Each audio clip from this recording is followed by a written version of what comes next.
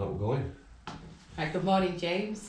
This is James Daly, mine and Thomas's MP, who sat the Justice Select Committee and helped us get the inquiry going. I came to James a few years ago about IPP, and as the families know, James has been speaking in the Commons a lot, so we thought it would be great to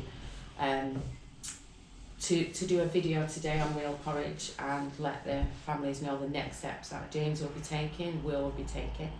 This is Sam Samworth, ex-prison officer. Samworth? Yeah. It's Neil Samworth, but Sam hello. Samworth. Yeah, everyone's going to call me Sam, so yeah.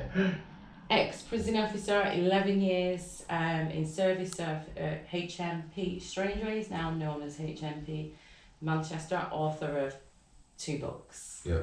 Well done, Sam.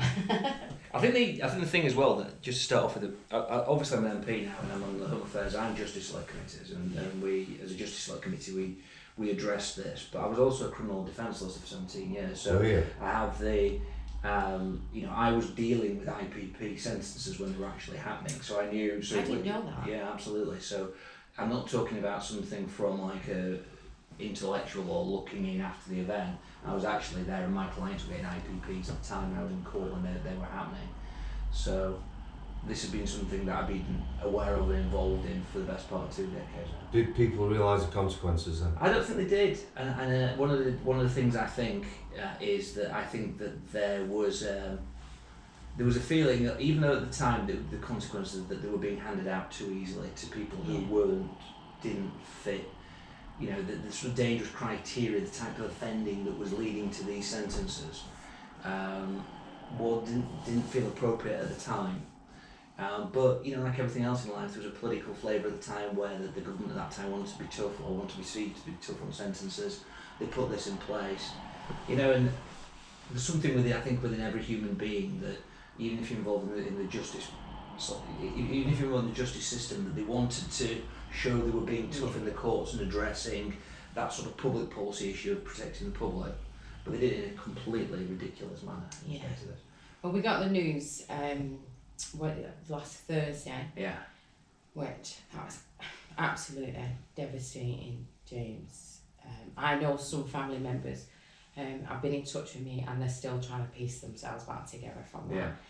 It's been a little bit different for me and Thomas because you're our MP. We know there's other avenues that we can explore. Yeah. And one of probably the biggest questions today that I've come here to ask you, we have found a doctor in Switzerland. Yeah. She hasn't said she's going to take this up. Mm-hmm. Hank actually found her. Hank, who we came and filmed last time with you. And I spoke with Hank yesterday and we thought it was right to ask you. She is called Dr. Alice Edwards. Yeah. She is from the United Nations in Geneva, Switzerland. So the plan is to flood them with letters. I'm going to do Thomas's letter this weekend, over the weekend, and will you stand with us and do a letter to the United Nations? What, in terms of just asking them to support the issue of removing IPP sentences and the re-sentence, of course, yeah, absolutely. Under torture, we believe. That's what we're going to... Well, I'd have to look in terms of the exact. You're just going at the UN Convention, aren't you, in respect of that? Yeah. But the general principle in respect that these should be removed is obviously something I've been talking about for a long time. And anything I can do to assist and the continue campaign. I can't give you a promise here, Clara, that it will be under the emphasis under that torture thing, but I will certainly write and support any professional. We've been to lots of professionals who were all essentially supported and all producing letters to support the campaign that you and others are doing. Yeah. Oh, I mean, Carry on, love. I'm certainly going to be writing on behalf of Thomas under torture. You don't, as long as if you stand with us and write a letter for the IPP to be absolutely removed. And I know that the families today, some families knew that I was going to ask you this, and if we got a yes from you, families that are not your constituent. You know, I do know a lot of them are following you on Twitter. Yeah. And from the bottom of their hearts, they want me to thank you, James. And well, it's not a question of being thanked. It's a question of how we get to where we need to get to in respect of this, and the main body of the Justice Select Committee, the most important recommendations. Obviously, the government didn't put those into place. There were certain things that have changed, but it's a continuous campaign. It has to continue. It has to continue quickly, and you know, professional evidence, people who are experts in mental health and the impact of indeterminate sentences. You know, I think that their evidence is absolutely crucial in terms of getting it out there and making sure that people are aware. I've been disappointed, I'll be honest with you, about the press and the general coverage within the press. Yeah. It's been, I mean, I offered to do Newsnight, I have to do Channel 4 News, I have to do every possible media outlet in respect to this. Bizarre, there was only GP News, you know, which in many ways wouldn't be the obvious outlet for something like this, who let me go and have a chat about it. So I think that there is a lot more to be done. There's a community of people who are badly affected by this, the families and the people who are inside. But you know, all of us have to find a way to make sure the public are aware of just how fundamentally unjust and unfair these sentences are. I mean, I think anybody would look at this, wouldn't they, and say that we've got rid of them, you know, now. So if you know, at the point where they were got rid of, one day after that, for exactly the same offence, that person will be out of prison now. So if you're sentenced one day before it, under the provisions, you could still be in prison now. You could be in prison for 40 years for exactly the same thing, which is bizarre. I watched you with Dominic Raab say that they could be in prison for 40 years, which is... Well, I think the other thing as well that shows up, and this is a really serious thing which the public have got to understand, is the process by which IPP prisoners are subject to release is, in my view, harder than somebody who is subject to a non-IPP sentence. The requirements that are put upon them are not necessary. Then we get down to this issue of harm and whether IPP prisoners present a unique type of harm to the public as compared to other prisoners, which is absolutely nuts. You know, when we look at the sentencing for people of all ranges, there's no difference in terms of IPP. And what to me is one of the most concerning things about this is we are replacing. If you're there is a plethora of evidence that shows that people on IPP sentences have been adversely impacted by their mental health. Now, if you're impacted in respect to your mental health, that's a medical condition. That's something where you require therapeutic treatment in a community or an appropriate facility. What the system is doing is not releasing people because they're saying that mental health issues relate to harm, relate to whether this person is going to go out and do something against a member of the public. Fundamentally two different things.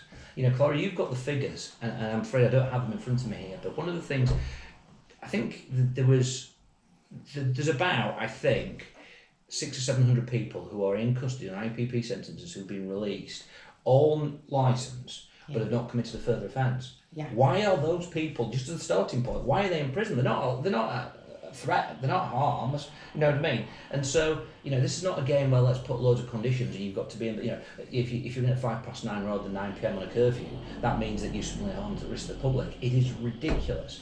Yeah. And that's what we've got to do. We've ended up with from what I've started to see over the years, we just ended up with this human traffic jam, like where these people wasn't offending, like you said, for being late and things like that, and that's what I came to the conclusion with. I was like, I can see where this has gone wrong. One of the things I spoke to yesterday, you met, like we said before, you've met Hank, who produced IPP, Unintended Consequences. Yeah. It was a great documentary. I spoke with Hank yesterday, and he said there is 600 quite with serious mental health in prison. Now we think Dominic Raab, the government should move them. For 600 people to be removed from prison and placed into hospitals. Well, it's not a big ask. But you see the thing as well, why that is fundamentally important in respect to IPP. I mean, there's a lot of people in prison who are not on IPPs who've got fundamental health, mental health problems. And so that's we'll just touch that. Then we could have a conversation just on that alone.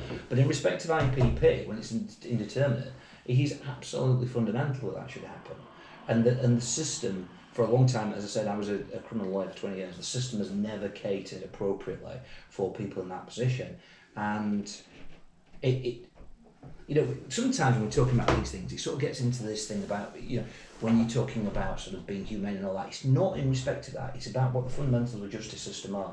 If somebody has mental health problems, if they are serving a sentence, then they are showing within their conduct that they are people who can be assisted and helped to get to a stage where they can live independently outside the community. We've got to give them the necessary help and support, whether that's in the community or in a secure environment, to do that. It is about what we are as a justice system. You know what I mean? It's too often the justice system, and I as a politician probably go into this, probably indulge in this as well, is it's sort of like about slogans about being hard on, you know, let's be tough on crime, let's be this, that and the other. What it's about is ensuring that people are appropriately punished in line with our justice system and our values, but when they come out, we do whatever is necessary to help them to live good, productive lives in whichever way it can. And that's the fundamental choice. Politicians of all kinds say they support that, they've now got to come up and do it. Yeah, thank you, James. Yeah, we understand that. The reason why we brought Sam as well today, 'cause Sam as an officer, he was witnessing that they wasn't getting the courses. I think the parole board, the probation service, need to be on board as well. Having been involved in, you know, particular cases, when these IPP lads get in a parole board, they'll get knocked back on anything, and I mean anything. Like you said about 5 minutes late for probation on the out, and then you're getting recalled. The same applies in there. I've literally seen it where might be an argument, that's it. And when you get knocked back, it's 12 months or 2 years. They're completely. I mean, I've had evidence, some of it in public hearings, some in private hearings, to show that both the probation service and the parole, in respect to IPP in particular, are completely risk averse. So even the ones who are absolutely slam dunk people who should be released are conditioned up to their eyeballs. Now, in terms of your licence conditions, you don't put licence conditions, as far as I'm concerned, are only there if to mitigate the risk of harm. If there is some issue, some underlying issue, it's there. Why are we piling conditions on people who have been in a custodial environment for quite a long time, who are going to find it incredibly difficult to abide by these things if they've got no relationship to harm, you know, to what they're going to do as, you know, as people. I mean, there's some of the guys who are in custody at the moment have been, I think it's into the hundreds, have served 10 years over their original tariff. More. Yeah, absolutely. More. Is it more? More. It is. But there are numbers in respect to that. Yeah. Now, you know, it's so frustrating, and you know, the justice system, as somebody who's been involved in it, and Sam, you're absolutely right, is that how do you get over this sort of issue about being risk averse, that you take every step to protect the public? What you've got to be is you've got to back your judgment. You've got to say that if we are going to have a functioning justice system, it's about saying what is the right thing to do, have confidence in your judgment, and have confidence in allowing people to succeed in what we want to do. We're setting people up for failing. The justice system cannot be allowed to set people up to fail. That doesn't exist for that purpose. And what we have with IPP is exactly that. We don't have, I'm repeating myself again, but this is an important thing for everybody to know. We don't have the support. If any of us, I mean, look, I'm looking at the camera now. If any of us were in a situation where you thought you were going to spend the rest of your life in custody for an offence where today you get a 2-year custodial term, how is that going to affect you? How is that going to impact you? But in terms of addressing even that concern, we don't have the you know, lots of people are doing good work, but we don't have the appropriate mental health and therapeutic support in respect to doing that. And do you know, James, funny you should say that. We all know Thomas's story. It's been out there so many times when he was really poorly and he thought he was Jesus in 2016. And Thomas now is, I don't go and see Thomas because I was diagnosed with PTSD. A full diagnosis of PTSD that I developed secondary trauma, developed my brother's trauma. Yeah. So we made a decision for me not to go to the prison anymore because it was what it was doing to me when I got home. Yeah. And my daughter and my mum went to see Thomas, my eldest daughter who's 25. She went to see Thomas a couple of weeks ago, and she said to me, Mum, she said, he's just a bag of bones. His right eyebrow has completely dropped out now. Clumps of his hair is coming out. His beard is not growing in patches.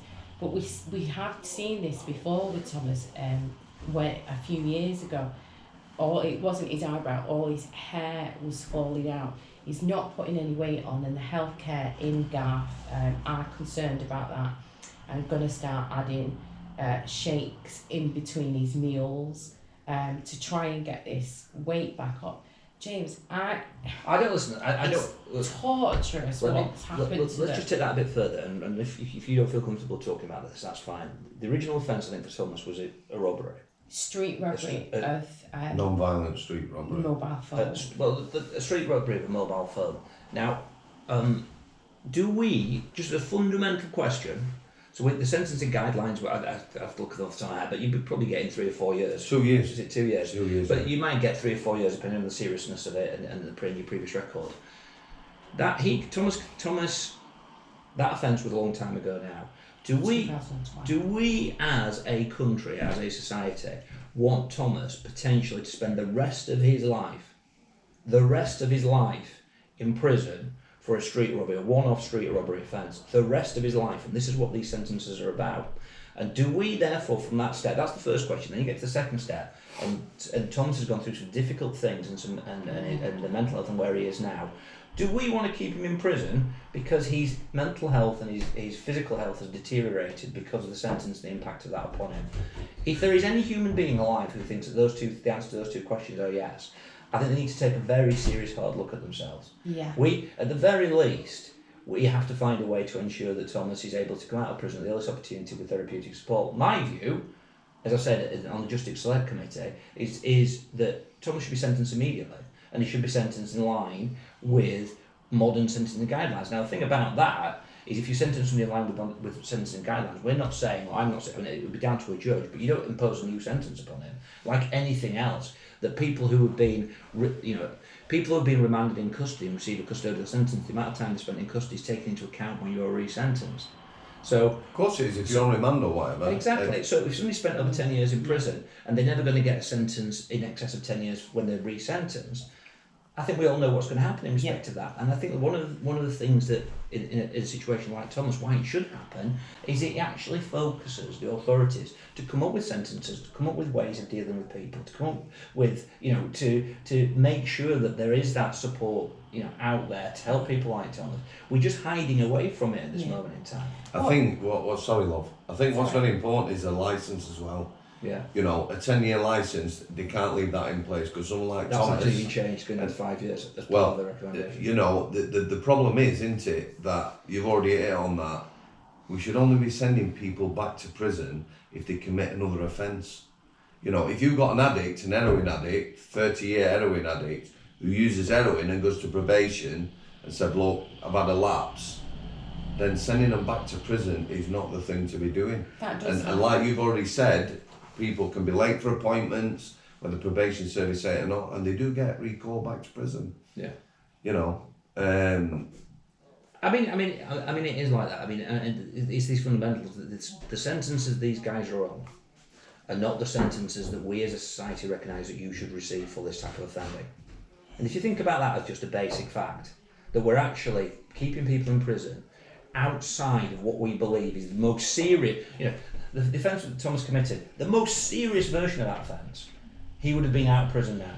Thomas had been to prison before. But even in those circumstances, Clary, he would still be out of prison. The amount of time he served in prison, even on that interpretation, he would be out of it. And this is what I said to you about a little bit about publicity and about some of these alleged, should we say, liberal media organisations should be more interested in this and taking this forward, because it is an outrage what is happening. And so, my job, as long as I remain an MP and as long as I'm involved in the criminal justice system, is to continue to try to work and raise this matter in Parliament through various different means, continue to lobby, and I'll speak about it until the day I'm no longer an MP. And hopefully common sense will prevail. You know, That means a lot to us. and we'll just keep fighting and fighting and fighting and fighting because, you know, I am I'm the politician in the world, right? I'm the least one who will say to you, you know, this is the right or the moral thing to do. You know what I mean? Because, you know, if you want to talk about morals, go and see an archbishop rather than a politician. But I fundamentally, to my soul, that, you know, for a justice system to be perceived to be fair, for it to be perceived to treat people equally, that's what a justice system has to be. You treat people on a basic set of rules which are applied equally to people.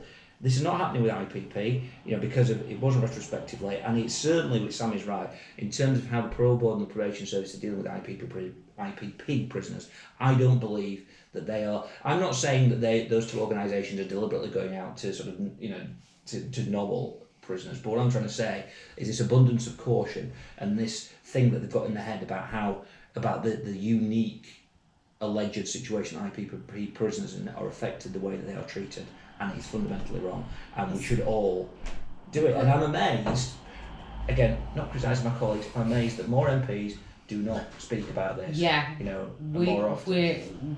Us family members feel the same.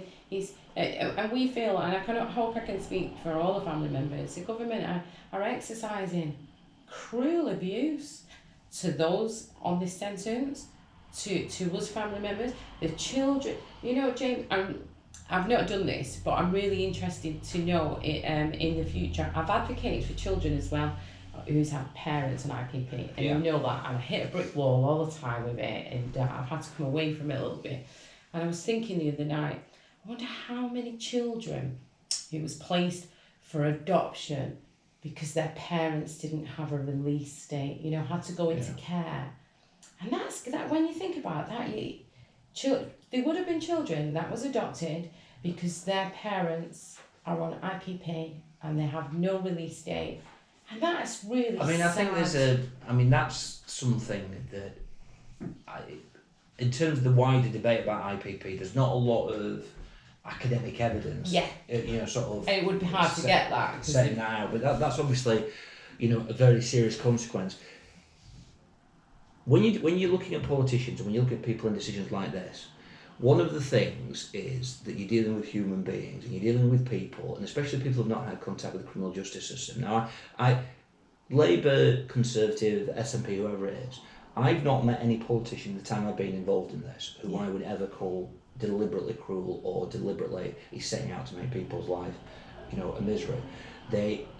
You know, there are people who are misguided, there are people who don't understand issues, there are people who feel that, as I said to you, that in terms of protecting the public, that they've got to have an abundance of caution in respect of that. And I think even for those politicians, they clearly have an understanding, but I think all of us, hopefully very, very quickly, need to educate them in the realities of what this is. Yes. And when you talk about the effect, that they are very much aware of this policy is not just about criminal justice. It is about the wider family. It's about some of the other issues we've talked about, and it's fundamental to whether we have a fair criminal justice system or not. Yeah. I would say this in my last comment. As I said, when the sentences were got rid of, and you will be able to confirm the date of this, what that effectively meant is that somebody who did exactly the same thing could be in prison for the rest of their life. Yeah. And another person could be in prison for exactly the same thing with exactly the same record for 12 months. Right? The question you've got to ask yourself is, on top of everything else we've talked about, on top of the very human stories, individual stories here, the desperate situation, the mental health, the anger, the anguish of families, is do we, as England and Wales, the United Kingdom, do we want a criminal justice system that does that? That doesn't treat people equally because of the date when you appeared before a court? It is clearly ridiculous. And that's why the fight has got to go on with IPP, and that's why, although we haven't got everywhere where we want to go, I'm on the Justice Select Committee and the Home Affairs Select Committee in Parliament. I'll continue raising this with the powers that be, and continue putting it out there. And I think we'll win in the end, because it's one of those things where it has to be an issue where we win. But I hope not too more. How can I put it? I hope we do it quickly, because the damage that's been doing to individual lives is too severe. at this Yeah. moment in time, and I'm not just simply talking about the poor, the people who are serving sentences. That wider support mechanism. I've met mothers, fathers, everybody who's involved in this, and it's a major thing. I'm looking at this camera again, and I said, but this is a fundamental thing as well, which we've got to address. Lots of us suffer difficulties in our lives, and many of us have been through mental health trauma and mental health difficulties. If you timed out and look at what that would feel in a custodial environment, and just feel that, do we want to keep people in prison because they have mental health problems? We want to keep people in, this is a different type of sentence, but there is an argument within a sentencing framework that if people, go out and they are a threat to the public and they breach their licence conditions, they come back in, but they'll be released at the end of a finite sentence at that point. But there is a fundamental thing here about we are keeping people in prison because they've got mental health problems rather than being a risk to the wider community. And if that is, that's a fact, and that cannot be right. It just cannot be right. Yeah. And politicians have got to wake up to it. It's an embarrassment to our country. It is. I feel it's nothing but an embarrassment. I'm like, this is completely agree. Yeah. This one last thing, James. Donna Rooney from Ungrit. Yeah. We had a little chat last night via text. She's done some absolutely phenomenal work with Ungrit as well, hasn't she? Yeah. And she asked me to ask, what would it take for the government to change this? I think what I can say in respect to that is it requires more than just, there are other members. So when I say this, I'm not, there's a number of us who are quite high profile in putting this, but we need more MPs on board. We need more people campaigning and lobbying the government. Like most policies, the way that you eventually win in the end is by numbers, is by getting things in Parliament, is by getting it to votes, is by highlighting and repeatedly saying and providing academic evidence to show and human evidence and the testimonies of family members and people in prison to show that this is a fundamentally wrong policy. So I'm afraid that's not a really great answer for you, Clara, but it is just politics is effectively, makes sense. But politics is effectively the art of putting together a coalition that is so loud in the best possible way, that is backed up by human and academic evidence, and that will continue, will never stop. And most things which are right, if you never stop and you keep going, you'll win in the end. And as I say, my hope is, now as long as I'm an MP, I will continue to be hopeful, as long as people want me to be part of that. And I just pray and hope that it is sooner rather than later, because lives have been ruined as a result of this, and they don't need to be. Absolutely destroyed. And some IPPs have lost all contact with their families because years have gone on, and we know that. But some have got good, strong families like myself and my mum, and the government should work with the families and probation. For those who have got good, strong, solid families, we can look after them. We can take that pressure off, get them to the doctors and stuff like that. I think so, Clara. And obviously, like everything else in life, IPP is a unique situation. Everybody's in a different position in respect to that. Yeah. I wouldn't like to say that you treat this set of IPP prisoners different to this set of IPP prisoners because of the personal circumstances. But wouldn't that take pressure off while... No, I think it would take pressure off, but... That's all I'm saying. What Sam has said, that's an issue that the probation service and the parole board should be taking that into account in terms of how they judge an individual. But how we, Fred or whoever, who's not seen the family for whatever reason for 8 years, they've got just as much a case of having the support and their cases judged in a fair and appropriate manner as those who are lucky enough to have a strong family unit like yourself. So, you know what? Sorry, James, I probably said that wrong. So, say we've got IPPs all coming out of prison. Some pressure is taken off probation because some people have solid families. Yeah. And then probation can concentrate on those who haven't and think, okay, well, Thomas is in a solid family, we've got a few hundred. But I'm not explaining back to you, that's something the parole board should take, that's a positive in terms of somebody being released. But fundamentally, it comes down to, one of the, if you've got a solid family unit, hopefully that would mitigate this issue of risk. Because we're not talking, remember when somebody's being released, and this is the problem the parole board made, this is not like a sort of bingo game where you're just putting a confetti of conditions on people for the sake of doing it. It is about the risk of harm that person poses to the public, right? Yeah. And so whether you've got a family unit or not, if it can be shown that having a solid address and that is addressing or at least a mitigating factor, it clearly is, if there is any concerns regarding risk of harm, then clearly it's a really positive point. But if that person who hasn't seen anybody for 8 years, do you know what I mean, is not posing a risk of harm, the fact that they're going through a difficult time and they don't have the benefit of a good family unit, they still should be getting out of prison. Oh yeah. Do you know what I mean? Yeah.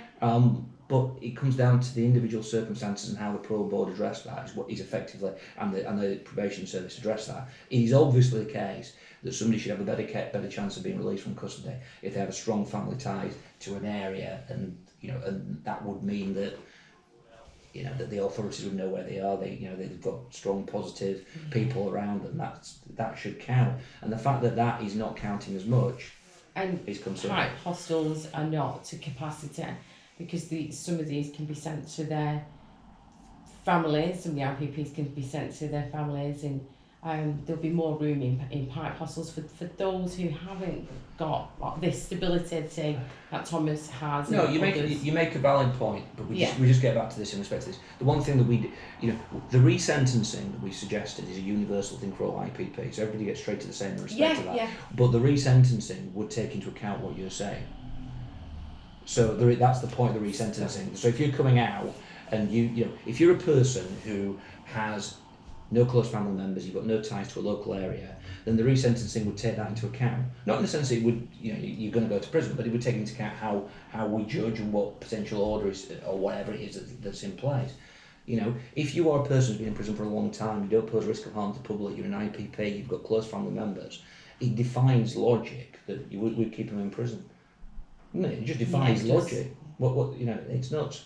So you are absolutely right in respect to that, but we must always recognise, like everything in life, that when you're dealing with individuals in the prison system, they're all unique individuals, and all of them will need different help and different assistance. And to definitely finish it off, is that the IPP, in general, what we are showing here is that those individual nuances of some people have been released fine, but these are people who are being treated in a way that is fundamentally unfair, and some of the things that you're talking about, that would allow a person on a non-IPP sentence to be released. I think the important thing is to get something positive to all them people who are locked up, lads and lasses, because I think this setback now, I know in Garth prison they got a letter saying government's knocked it back. Yeah. I think a lot of these people are not in the best place. I can something positive saying, this is going through now. We're looking at this. I can say that I'm a member of Parliament for the length of time that I'm a member of Parliament. You've heard what I've said. I've been a criminal lawyer for a long time. I'm on the Justice and Home Affairs Select Committee. The members of that will say that I mention this just about every single committee that we have. We will never give up. I will certainly never give up in trying to make sure that you get to where you need to be. I hope that other parliamentarians can, no matter what their political background, can share that with me, because there are numerous ways where we can continue to campaign and keep the pressure up and to go for that change of government. Let's look at it this way. We've got a general election coming up next year. One of the things that I want to make very clear to all the political parties that they should have as part of their manifesto commitment at that time, they should be looking to implement the Justice Select Committee recommendations. And I think one of the things that we can all take away as individuals is whichever political party you support, if IPP is fundamental to what you feel we are as a society and how it impacts people, if those political parties and politicians aren't supporting you in IPP, don't vote for them. Whether that's my party or any other party, don't vote for them. Been a pleasure to meet you, mate. You talk a lot of sense. Thank you, James. Thank you so much. No That's worries. great. Thank you.